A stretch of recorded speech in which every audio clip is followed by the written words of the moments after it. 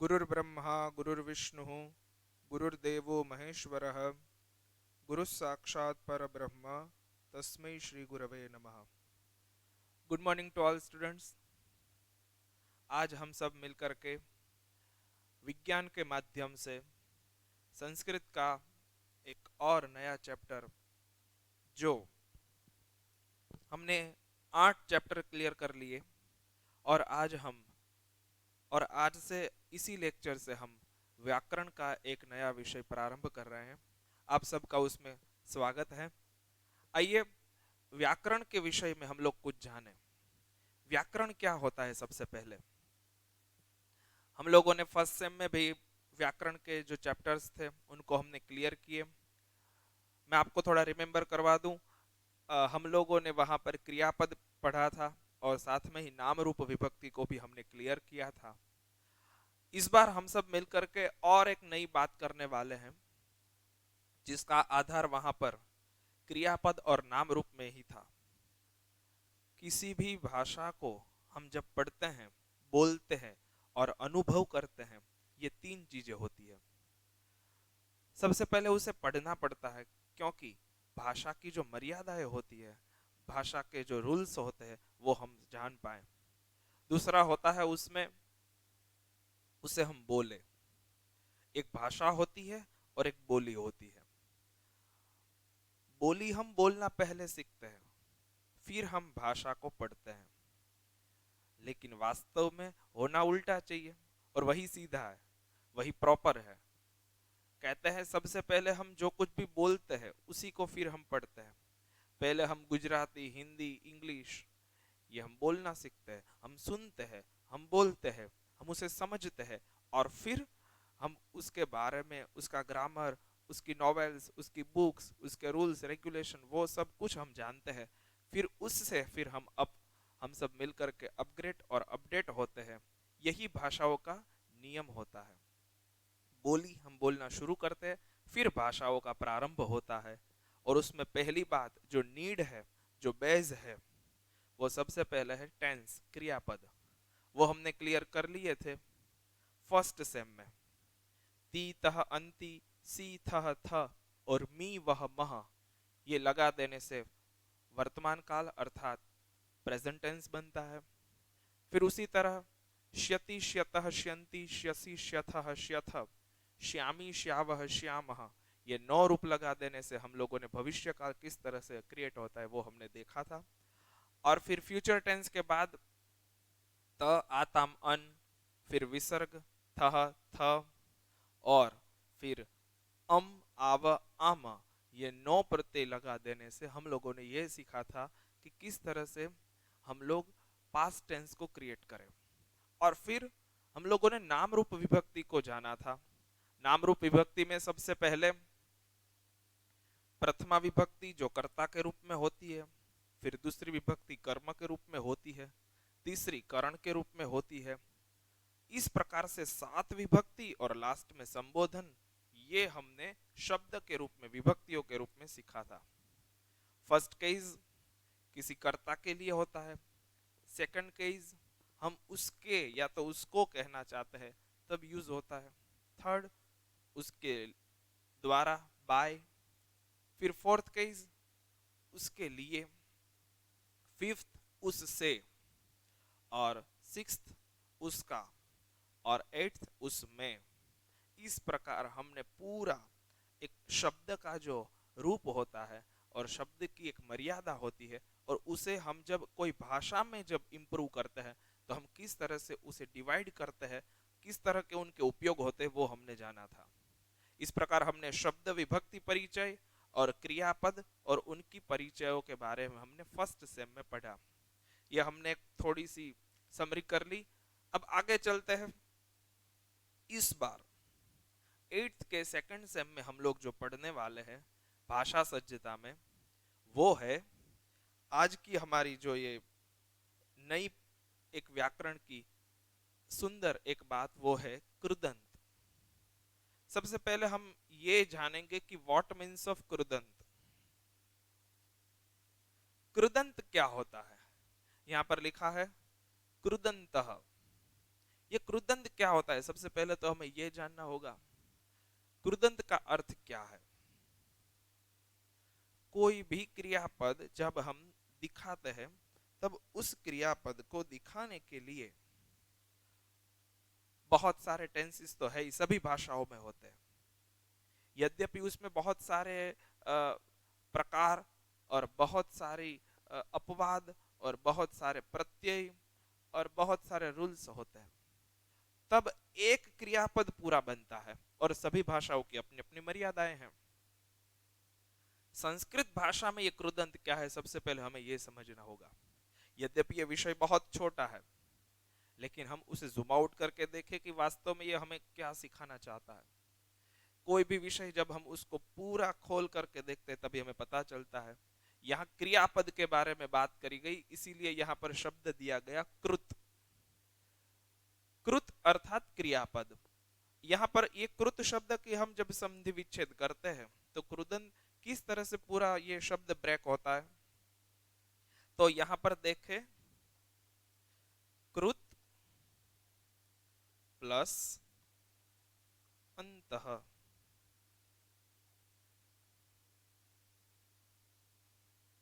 What means of participle? कृदंत क्या होता है? तो यहाँ पर कहते हैं कृत प्लस अंतः, जिसके अंत में कृत हो। मतलब कोई भी शब्द जो क्रिया को दिखाने वाला हो, वो जो वर्ब फॉर्म है उसके अंत में जो प्रत्यय लगने से एक रूप क्लियर होता है, एक रूप बनता है जो क्रियापद के ही काम में आता है और क्रियापद के स्थान में ही उसका उपयोग होता है, उसे कहते हैं कृदंत।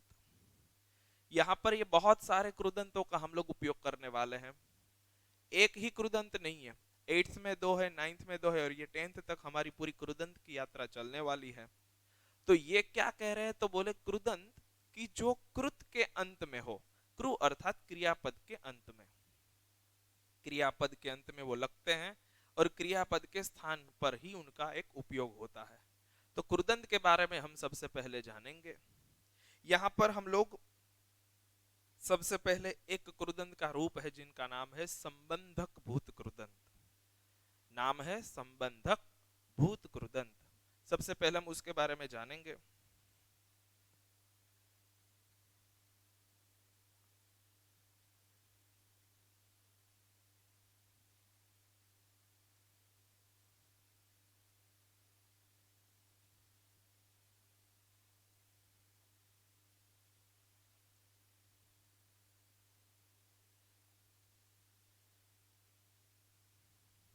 यह है हमारा संबंधक भूत कृदंत। ओके, ये नाम से ही पता चल जाता है कि हमें क्या कहना चाहता है। संबंधक भूत कृदंत नाम ही काफी है। जो हमें संबंध के बारे में काम में आने वाला कृदंत है वो है संबंधक भूत कृदंत। संबंध को जहां पर दर्शाया गया, हम लोग कोई भी भाषा जब बोलते हैं तब भाषा के बहुत सारे प्रयोग होते हैं और भाषा के बहुत सारी पद्धतियों से प्रयोग होते हैं। और भाषा में यदि हमने कुछ यहां से वहां कुछ कह दिया, बोल दिया और कुछ अल्प विराम पूर्ण विराम को इधर उधर कर लिया, तो ये न किम भवति अस्माकं संपूर्ण भाषा, हमारी पूरी भाषा उल्टी हो जाती है।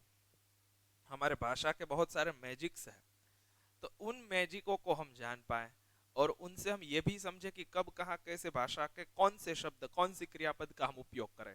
नहीं तो यदि ये नहीं पता चला तो पूरी भाषा का अर्थ अलग हो जाता है, कभी कभार विपरीत भी हो जाता है और कभी कभार अनर्थ भी हो जाता है। तो यहाँ पर हम लोग जानने वाले हैं संबंधक भूत कृदंत। सबसे पहले तो ये क्या है संबंधक? जहां पर संबंध की बात हो, संबंध मतलब दो क्रियाओं का संबंध जहां पर हो, जहां पर दो क्रियाओं को जोड़ने की बात हो, उसे कहते हैं संबंध।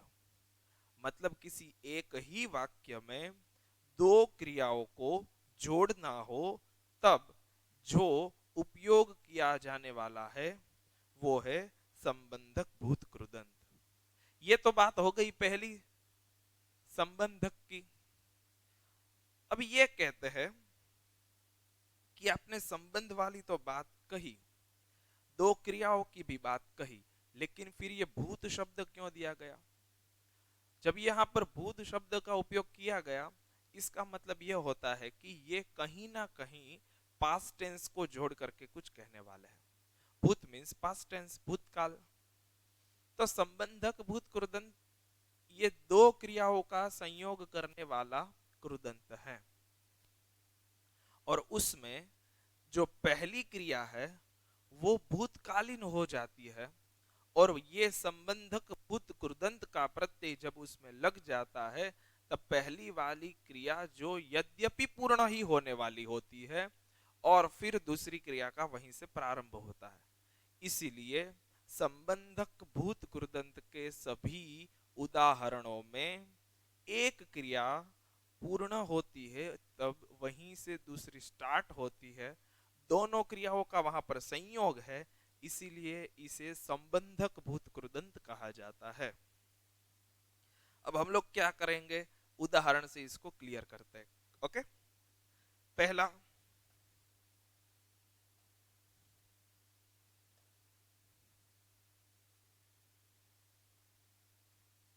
फर्स्ट एग्जांपल हमारी बुक में ही दिया गया है। सह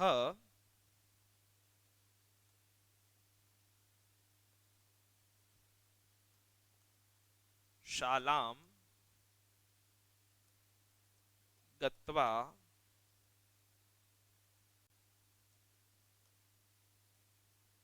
अभ्यासम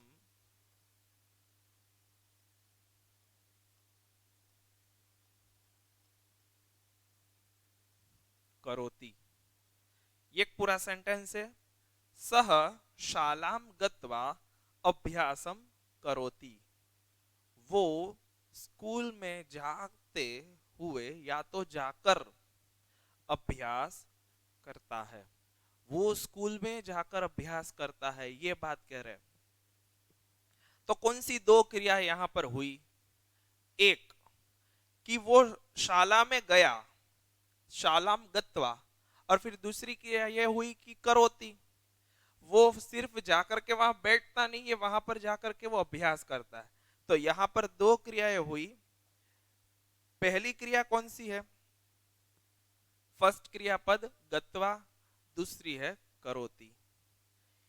ये क्रियापद जो है ये संबंधक भूत कृदंत का एग्जाम्पल है। तो यहां पर गत्वा की जो बात है, यहां पर क्रियापद के रूप में गम धातु है,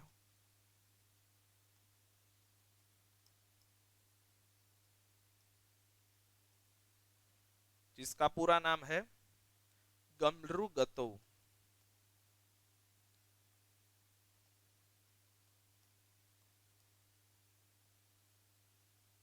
ओके, अब ये क्रियापद में से शेष जो रहने वाला शब्द है वो है ग, और उसमें फिर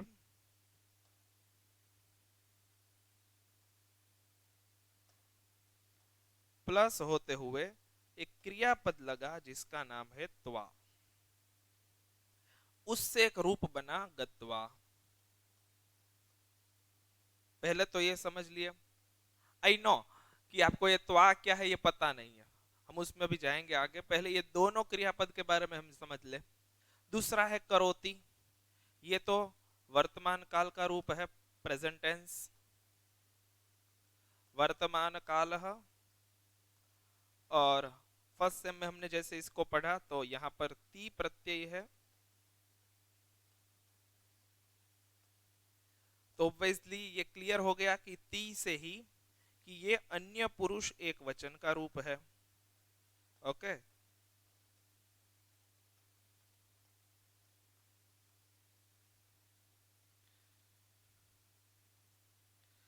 तो ये दो हो गए हमारे, हमारे यहां दो क्रियापद हुई, क्लियर।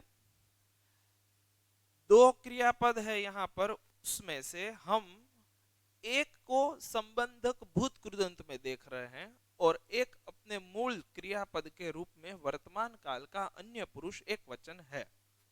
तो गत्वा जो है वो संबंधक भूत कृदंत का उदाहरण है। और दूसरा करोति है, वो मूल जो रूटली अन्य पुरुष एक वचन प्रेजेंट टेंस फर्स्ट पर्सन ये वाला जो रूप है वो करोति है। ओके, अब ये त्वा कहां से आया ये हमें देखना है, उससे हमारा ये संबंधक भूत कृदंत पूरा क्लियर होगा। ओके, देखते हैं क्या है ये त्वा।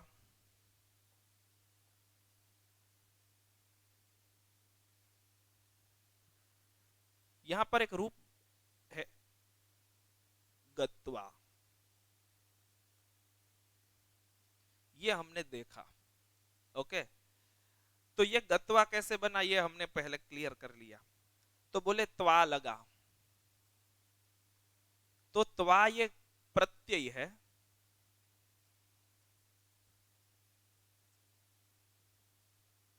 और ये प्रत्यय किसके लिए उपयोग होता है तो बोले संबंधक भूत कृदंत के लिए।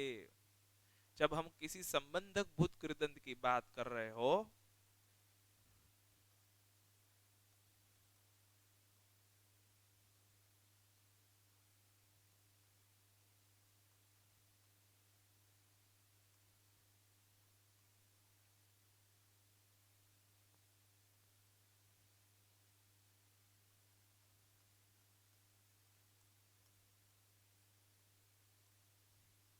ये हो गया संबंधक भूत कृदंत का प्रत्यय। ओके, अब अपने ये याद रखना है कि कभी भी किसी भी सेंटेंस में हम लोग त्वा प्रत्यय को किसी भी क्रियापद के पीछे देखते हैं तो मतलब ये डन है, ये फिक्स है, ये नक्की है कि ये संबंधक भूत कृदंत का ही रूप है।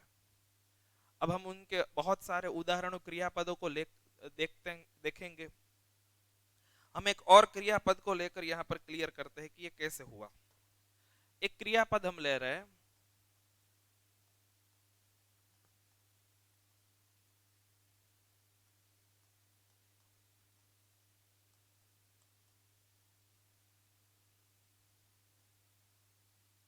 एक हमने लिया पठ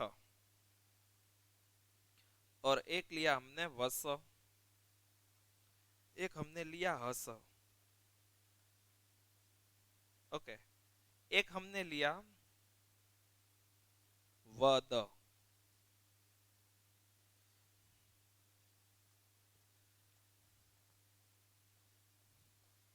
चार क्रियापद हमने लिए हैं यहाँ पर, पठ वस हस वद, चार क्रियापद है। क्लियर? अब ये चार क्रियापदों को हम देखते हैं कि किस तरह से इन क्रियापदों में ये त्वा प्रत्यय जो है वो काम करता है। ओके, तो त्वा प्रत्यय किस प्रकार ये पठ आदि चारों क्रियापदों में काम करेंगे ये हम देखेंगे। तो सबसे पहले पठ है, पठ प्लस त्वा इक्वल, ये पठ जैसे है वैसे का वैसा लिख दिया, फिर उसमें हमने त्वा को जोड़ा तो पठ प्लस त्वा। अब एक ये सिंपल इसका जो पूरा एक मैथमेटिक्स है ये हम देख ले कि किसी भी क्रियापद के पीछे जब त्वा ज्वाइन होगा तब जो मूल क्रियापद होगा, जो मेन वर्ब फॉर्म होगा, उसमें ई लग जाएगा। जैसे कि यहाँ पर रूप बनेगा, यहाँ पर हम क्लियर करेंगे, प ठ और फिर पीछे त्वा तो लगाना ही है, तो यहाँ पर हमने त्वा लगा दिया, पूरा ज्वाइन कर दिया। लेकिन जो मेन वर्ब फॉर्म है उसके लास्ट वर्ड में हम ई लगा देंगे, तो यहाँ पर हम ई इस तरह से यहाँ पर प्रेजेंट करेंगे तो पठित्वा। तो ये हमारा हो गया रूप क्लियर, संबंधक भूत कृदंत। Okay, I hope you clear.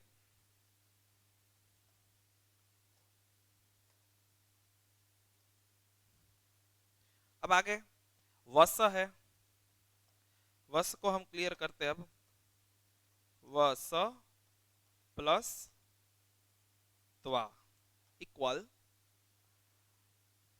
जैसे आप क्लासरूम में बोलते हो वैसे अभी आप बोलते ही रहे होंगे आप अपने मन में ही।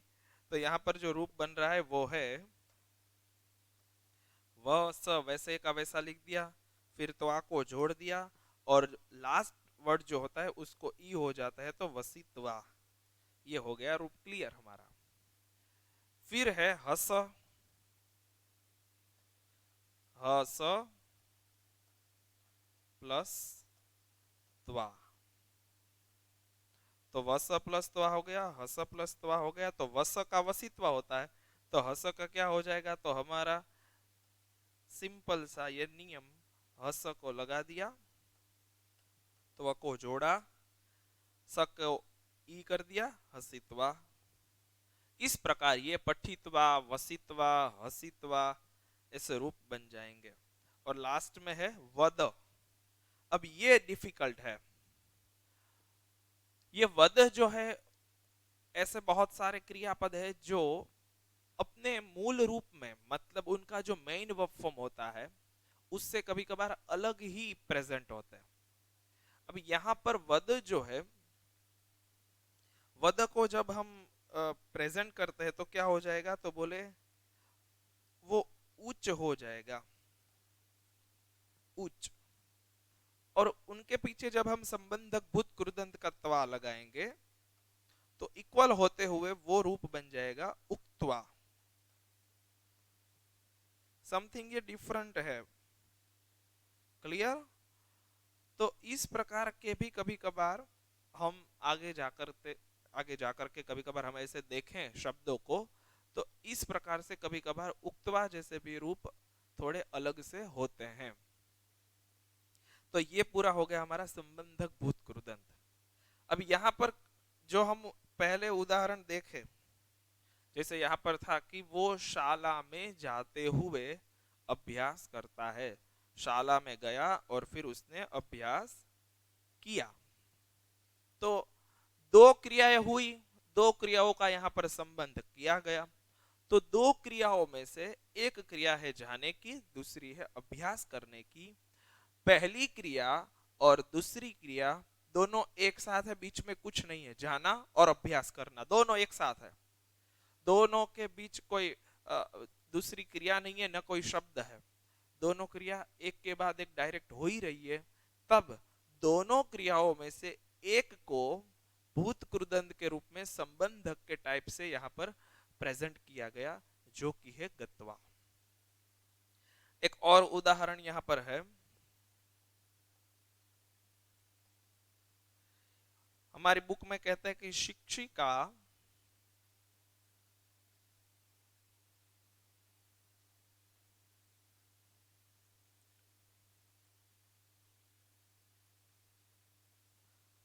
यहां पर हम देखेंगे कि कौन सी दो क्रियाएं एक साथ हो रही है।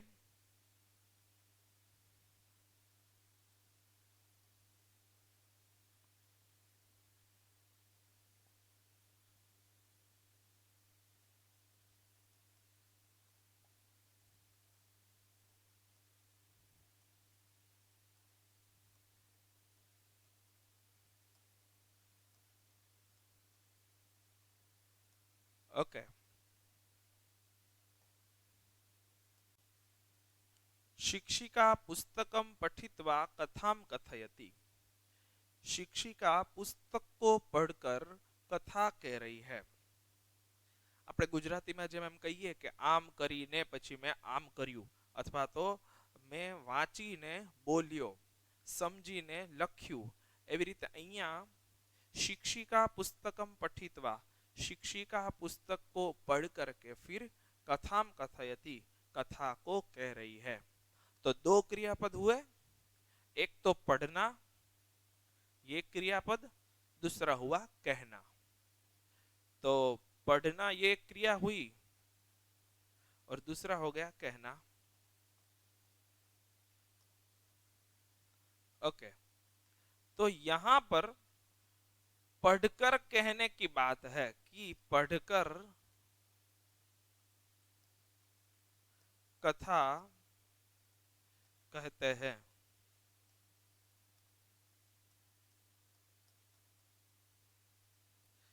दो बातें हैं, पढ़कर कथा कहते हैं।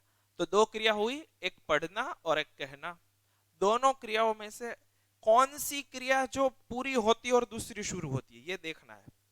अब दो दो क्रियापद है, उसमें से पहली क्रिया है उसी में त्वा लगेगा, ये फिक्स है। लेकिन हमें पता होना चाहिए कि कौन सी क्रिया शुरू पहले हुई और फिर वो खत्म होते ही दूसरी क्रिया शुरू हुई। तो सबसे पहली क्रिया है पठित्वा। पहले वो पढ़ती है, फिर कहती है। शिक्षिका पुस्तक को पढ़ती है और फिर हमें कथा कहती है। तो इस प्रकार पठ जो मूल क्रियापद था उसमें त्वा लग गया और बन गई वो क्रिया पठित्वा।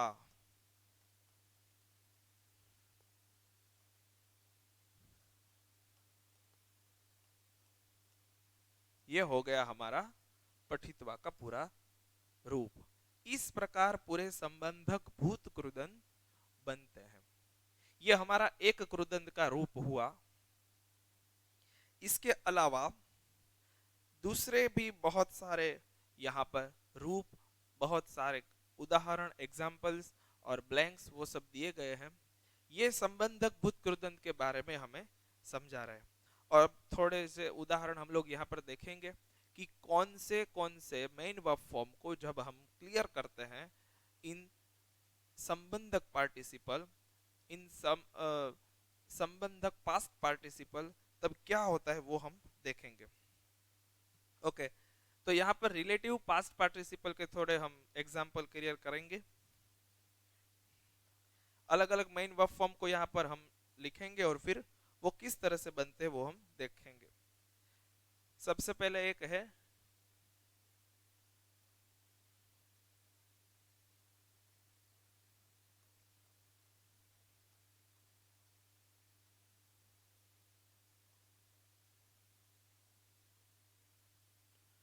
फर्स्ट इज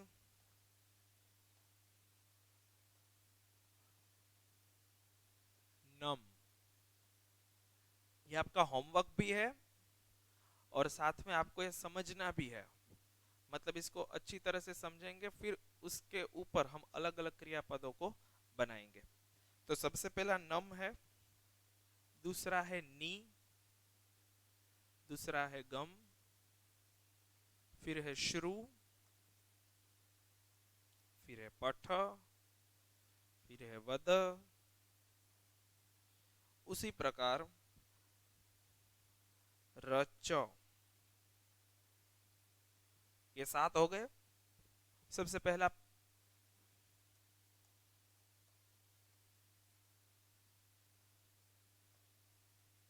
नम। कई सारे ऐसे क्रियापद है कि जिनका उच्चारण, प्रोनाउंसिएशन या तो जो उनका मेन वर्ब फॉर्म है वो 2 शब्दों में होता है, लेकिन जब हम उनका उपयोग करेंगे, जब हम उसको इंप्रूव करेंगे इन सेंटेंस या तो इन पार्टिसिपल फॉर्म या तो इन वर्ब फॉर्म, तब वो एक ही शब्द में उपयोगी होता है। जैसे यहां पर नम में से एक ही शब्द बचता है, वो है न, और त्वा प्रत्यय हमारा मेन है, वो हम लगाने वाले हैं सब में। तो इसे हम ध्यान में रखेंगे और सबके पीछे लगाएंगे तो नत्वा। फिर हो जाएगा नित्वा। ठीक है। उसी प्रकार गम, उसमें से ग रहेगा और हो जाएगा गत्वा। फिर है श्रु, हो जाएगा श्रुत्वा। है पठ, तो पठित्वा। वद, वदित्वा, या तो फिर उक्त्वा। फिर है रच। अब यहां से थोड़ी नई बात शुरू हो रही है। चलो यहां तक तो हम नत्वा था तो डायरेक्ट न के पीछे त्वा लगा दिया, फिर नी के पीछे डायरेक्ट त्वा लगा दिया, फिर गम में से सिर्फ ग लेकर के उसमें से हमने त्वा लगा दिया, फिर श्रु अकेला था तो श्रुत्वा कर लिया, पठ का हमने देख लिया कि आगे ई लगा देना है, वदित्वा में या तो वदित्वा या तो फिर उक्तवा ये होता है। लेकिन ये रच जैसे बहुत सारे ऐसे क्रियापद हैं कि जिनको जब संबंधक भूत कृदंत के रूप में हम प्रयोग करते हैं तो थोड़ा सा उसमें अलगपना आ जाता है। तो रच जो है उसमें हम लोग पूरे रच को थोड़ा सा अलग रूप से, थोड़े अलग ढंग से बनाएंगे यहाँ पर, क्योंकि ये सीखना इसीलिए जरूरी है क्योंकि बहुत सारे ऐसे एग्जाम्पल हमको परीक्षा में या तो फिर आगे संस्कृत में इसी तरह की जो रचनाएं है वो चैप्टर्स में पढ़ने में समझने में आएगी। तो रच को जब हम त्वा लगाएंगे तो रचित्वा नहीं हो जाएगा लेकिन रचयित्वा हो जाएगा। वास्तव में हम जैसे पठित्वा करते थे तो यहाँ पर रचित्वा कर देते, लेकिन नहीं, यहाँ पर जब रच लगेगा तो कभी कभार रचयित्वा भी हो जाता है।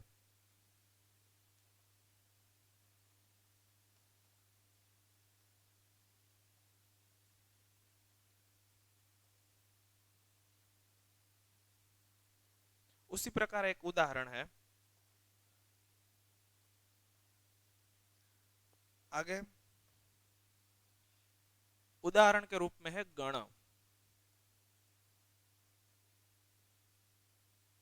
फिर ऐसे बहुत सारे कि जिनमें बीच में य लगाना है, तो रचयित्वा है, गणयित्वा बनेगा।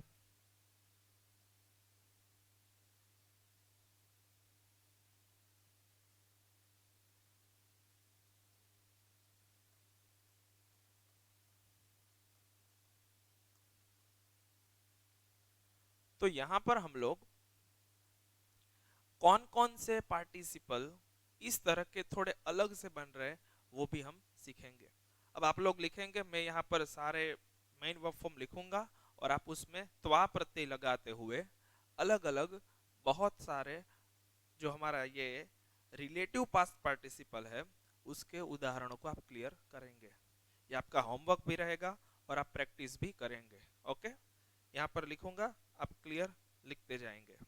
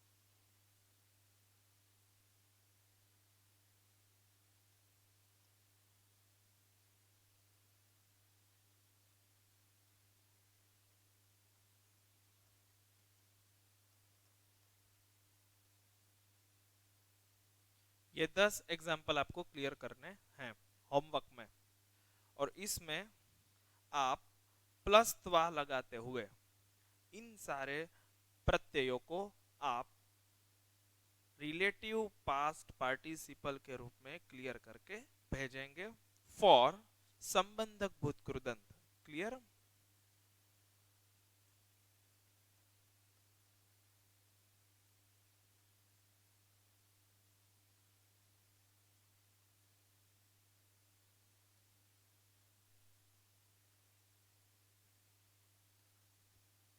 आप इनका स्क्रीनशॉट ले सकते हैं।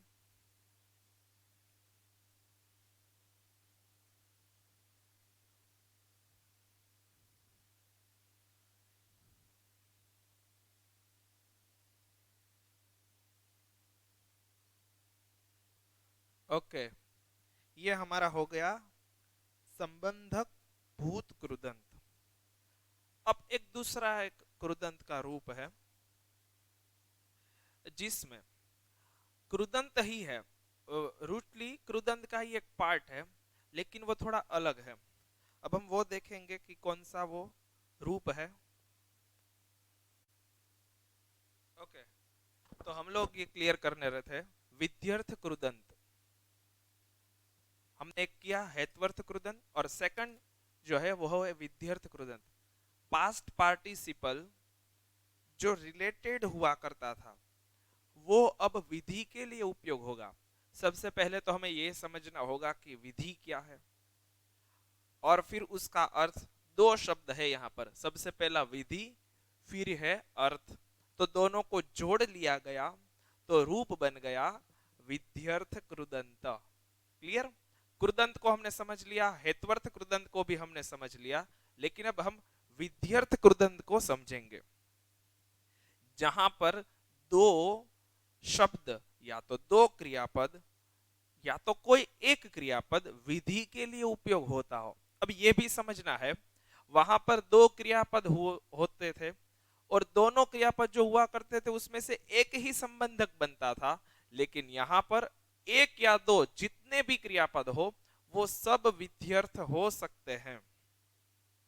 तो हम लोग ये क्लियर करेंगे कि विध्यर्थ कृदंत हम कैसे क्लियर करेंगे, विध्यर्थ कृदंत के रूप किस तरह से बनते हैं, और विध्यर्थ कृदंत के जब हम लोग उपयोग करेंगे तब उनमें कौन कौन से प्रत्यय को लगाते हुए हम किस तरह से पूरा हमारा विध्यर्थ कृदंत का एक रूप या तो सेंटेंस हम पूरा कर सकते हैं। पहले तो हम ये जानेंगे कि विध्यर्थ कृदंत बनता कैसे है और विध्यर्थ कृदंत किस तरह से हम बनाए तो हमारा जो एक वर्ब फॉर्म है वो एक नियम बन जाएगा, विधि बन जाएगा। ओके, तो हमने ये पहले क्लियर किया कि विधि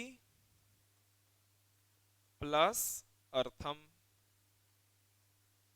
ओके, तो इससे ये शब्द बना जो कि नियम को बनाने के लिए उपयोग में आता है।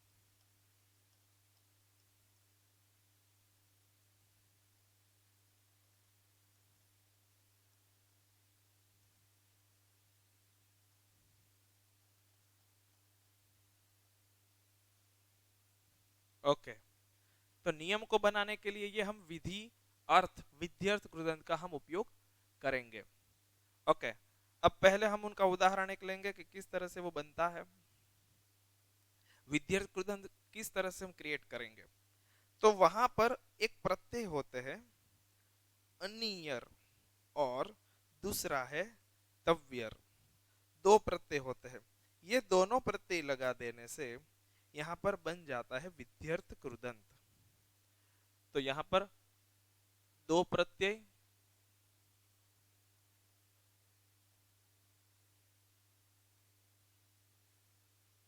कितने हैं, तो दो प्रत्यय।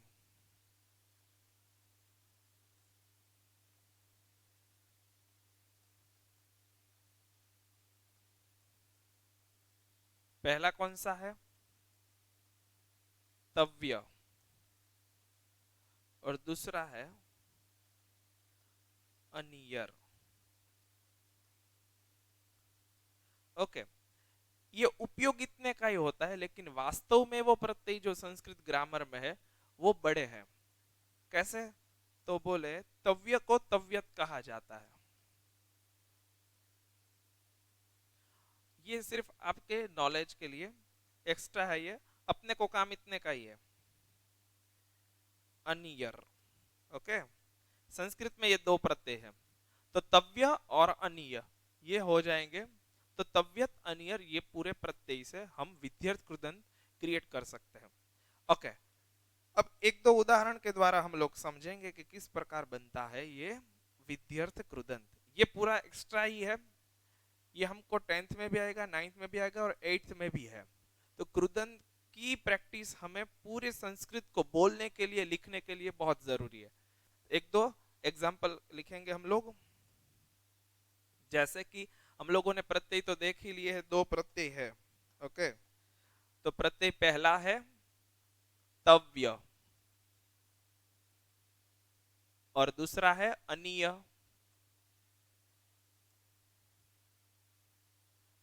तो अब अलग अलग थोड़े से एग्जाम्पल को मैं यहाँ पर लिख रहा हूँ, फिर हम उनको क्लियर करेंगे।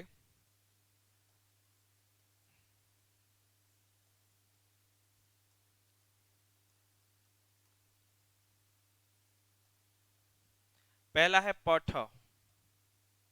दूसरा है लभ, फिर है स्मर, फिर है हस, और लास्ट में है वस। ओके, अब हम लोग क्या करेंगे, ये जो उदाहरण दिए गए हैं उनमें तव्य और अनियर दोनों लगाएंगे। ठीक है, तो पहला वाला तव्य लगाएंगे और फिर दूसरा जो रूप होगा वो अनियर का होगा। तो पहले पठ के पीछे तव्य जब लगाना है तो पठ, फिर तव्य, पुरलिंग है तो विसर्ग लग जाएगा। तो पठ के लास्ट में जैसे पूरे कृदंत में एक नियम कंपलसरी तो नहीं समझ सकते, लेकिन वो एक मतलब उसकी नीड ही है कि आगे ई लगा देना। ये एक पूरा ग्रामर का पूरा एक प्रोसेस होता है, यद्यपि हमें उसे अभी कोई जानने की आवश्यकता नहीं है, लेकिन हम इतना याद रखें कि इकार लगा देना है तो हो जाएगा पठितव्य। और फिर जब अनियर प्रत्यय लगाएंगे तो हो जाएगा पठनीय। अनियर प्रत्यय में ई नहीं लगेगा, यहां पर है लभितव्य और लभनीय। फिर स्मर है तो स्म, और फिर र जो है वो आधा है तो पीछे तव्य लग जाएगा, तो तव्य तो ऐसे ही लगा, लेकिन त आधा है तो ऊपर रेफ स्मर्तव्य, और यहाँ पर स्मर।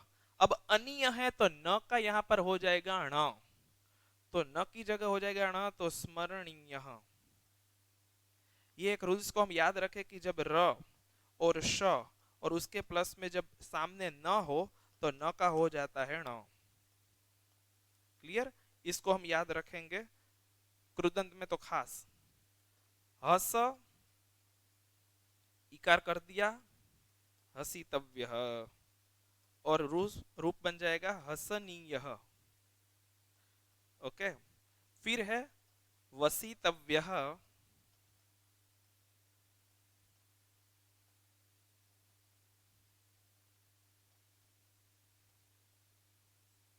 और फिर हो जाएगा वसनीय। इस प्रकार हमारे ये तव्य और अनियर से बनने वाले सारे रूप जिनको हम कहेंगे ये हमारे हो गए विध्यर्थ।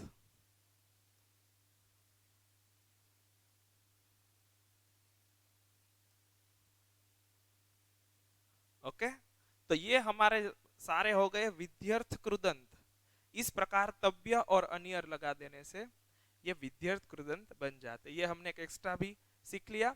और आज का जो आपका होमवर्क है जो मैंने आपको दिया है, जितने भी हमने वो अलग अलग मूल क्रियापद को आपको दिया गया, वो सारे मूल क्रियापदों के साथ आपको और एक छोटा सा काम ये भी करना है, आप स्वयं अलग अलग 10 क्रियापदों को यहाँ पर आपको जो भी ठीक लगे वो 10 क्रियापद मेन वर्ब फॉर्म को लेकर के फिर उसमें त्वा लगा देना है, और इस प्रकार 10 किसी भी 10 भूत कृदंत जो कि संबंधक भूत कृदंत होने चाहिए वो आपको लिखने हैं।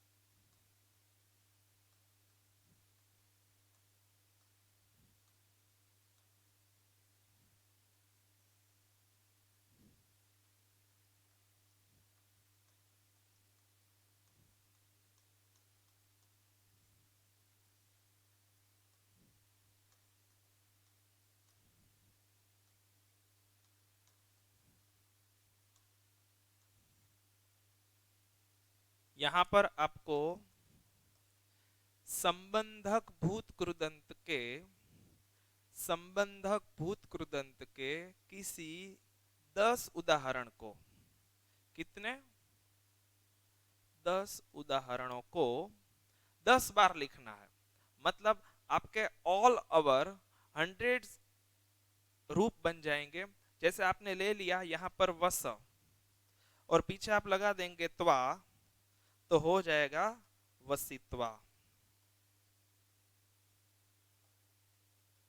ओके, इस प्रकार सेम एज,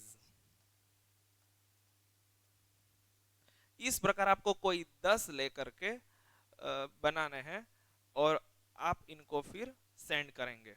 ठीक है, okay, I hope all are clear. Thank you.